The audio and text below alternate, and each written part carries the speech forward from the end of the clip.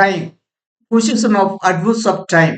காலத்தை குறிக்கும் வினை உரிச்சொற்களின் நிலை. ஆஃப்டர், பிஃபோர், லேட்லி போன்ற சொற்கள் போன்ற வினை உரிச்சொற்கள். These adverbs can be placed either at the beginning or end of the sentence. அது இந்த வினைகுறி சொற்களை வாக்கியத்தின் ஆரம்ப நிலையிலேயோ அல்லது வாக்கியத்தின் முடிவிலோ வைக்கலாம். Finally, he came. Adjunct, subject, verb. இந்த வாக்கியத்தில் ஆரம்ப நிலையில் adjunct நிற்கிறது. He came finally. Subject, verb, adjunct. இந்த வாக்கியத்தின் இறுதியில் adjunct நிற்கிறது.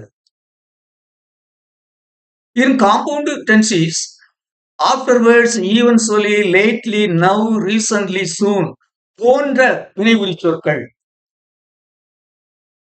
after the auxiliary can come after the auxiliary.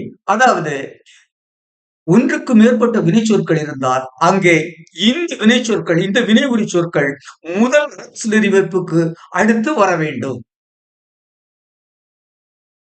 He will soon be here.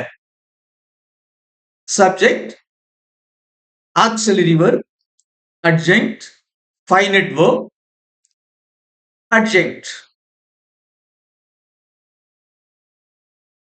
You can now use my books.